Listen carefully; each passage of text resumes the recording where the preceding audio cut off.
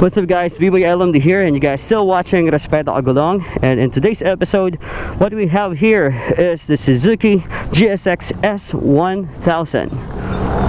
There we go. This is just our first ride impression dito sa Naked Sport ni Suzuki. Let's do this. Alright, parang medyo mabigat siya, no? And as a 5'4", this is a liter bike and nakatiptoe talaga tayo dito. Let's see if we can handle the power of Suzuki GSX S1000.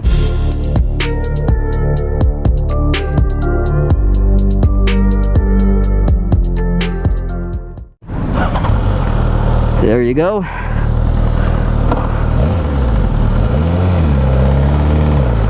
All right. Medyo malawak yung kanyang handlebar. Oh, sarap. Ang sarap ng ugong ng engine. We gotta be careful here dahil we're on a liter bike. And oy, ang ganda, ang sarap niya iliko. Grabe, ang smooth nun.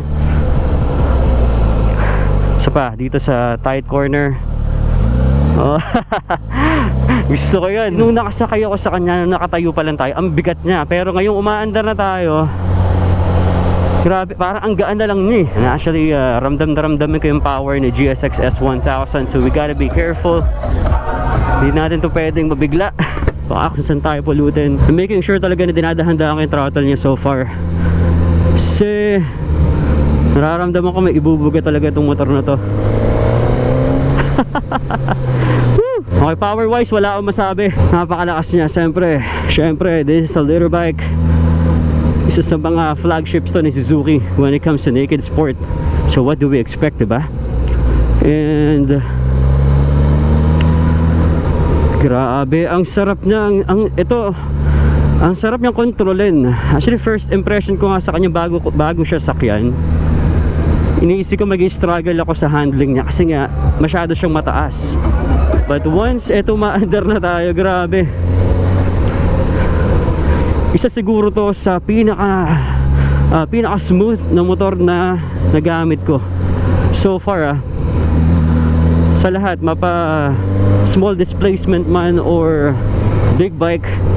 Sobrang sarap niyang gamitin. Very manageable. Hindi siya nakakatakot iliko. Mawawala yung isipin mo na para kang tutumba. Ganon. And sa riding position naman, oy, ang ganda ng braking. Teka, mamaya na yung braking. Sa riding position, pwedeng siyang upright. Pwede ka rin naman maging pumwesto ng medyo aggressive para, alam mo yun, mas ma-manage mo yung motor. So hindi siya ganun ka-aggressive tulad ng mga super sport na setup, no? Dito medyo on a comfortable side pa din naman siya. Although naked sport siya, pero hindi siya ganun kasubsob. Yan. And then nabanggit ko kanina yung braking. Ang ganda ng braking niya, grabe. Maganda rin yung pagkakatimpla ng braking nila dito. Yan, hindi siya yung alam mo na yun, yung mga braking na nakakabigla, na sukdulang pwede kang sumemplang ganun. Dito balancing lang. Yes sir.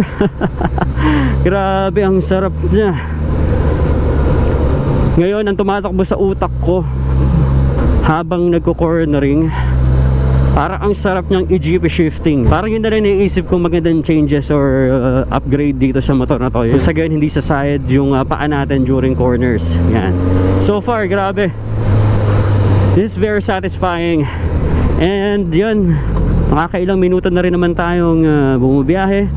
And so far wala akong nararamdaman na init sa engine niya. I guess ganun talaga siguro yung mga behavior ng mga inline 4, unlike ng mga, alam mo yan, mga V4 engines na sobrang init sa binte. Pero dito so far wala.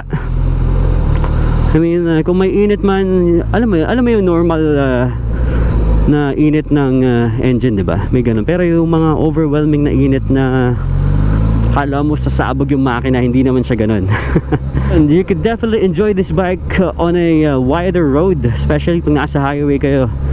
Gusto nyong i-test kung gaano mga ba ka-exciting siya gamitin, di ba? May bubugot talaga to kasi dito pa lang, this is very satisfying na talaga. So sobrang smooth na itong motor na to.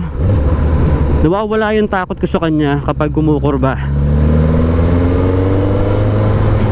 Nawawala yung agam-agam ko na, alam mo yun, baka bigla tayong matumbaas during cornering.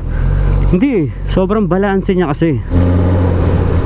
And I do believe naka-stock tires pa rin to. And so far maganda yung kapit niya. Isa yun sa nagbibigay sa akin ng confidence. And dati pag nakakapanood ako ng mga vloggers na sinasabi nila na hindi kayo kakabahan sa motor na to, yan, tataas yung confidence nyo. Ngayon, nararamdaman ko na kung ano yung ibig nilang sabihin. Na minsan hindi natin na-appreciate kapag pinapanood natin, but once na tayo na yung nakasakay sa motor, doon nagkakaroon tayo ng confidence.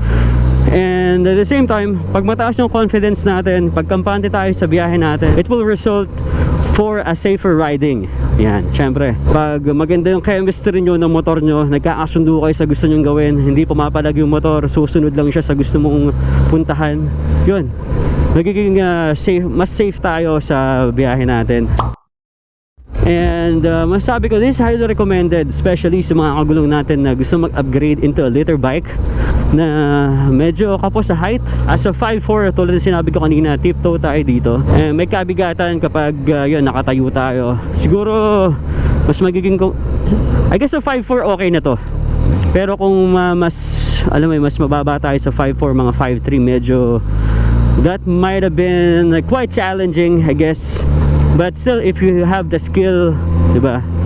If kaya mo namang i-manage yung motor in one leg, mga ganon, kaya nyo pa rin to. Sa mga experienced rider naman natin, isa to sa mga magagandang option. Siyempre, when it comes to Suzuki, isa sa mga highlights nila is yung price. And siyempre, very reliable engine. And as a commuter bike, well, I don't know. Especially sa mga traffic situation, medyo struggle lang to na ipang singit-singit, alam mo yun, siyempre malapad eh. And then baka lang na doon natin maramdaman yung init ng makina niya kapag nasa traffic situation na. And siyempre yung fuel consumption din, since this is a litter bike, expect na natin na yung fuel consumption nito is something na hindi yung madalas na ina-expect natin. But gagamitin nyo to for weekend ride, group ride with your friends, diba? Pwede to. This is highly recommended and very satisfying na bike, and well balanced. Sa ngayon, actually ngayon medyo nararamdaman ka ng init, pero hindi pa rin siya yung init na sobrang uncomfortable na. Sakto lang din. So this is the GSX S1000. We got a digital gauge here. This is the controls. Sa side mirror niya, samang tama lang. If you wanted to have a change, that would be fine. And this is our stock exhaust.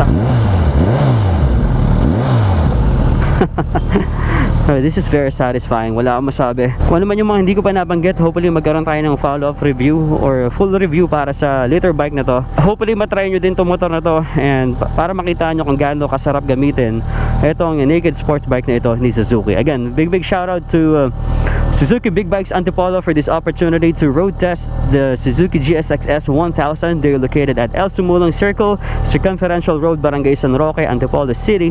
And kung gusto nyo mag-inquire, pasok lang kayo sa showroom nila at makikita na doon ang mga Suzuki Big Bikes lineup. And at the same time, meron din silang available ng mga underbones and scooters. Yan. And yun, big shout out to Premium Gears para sa ating pangmalupitang riding jersey.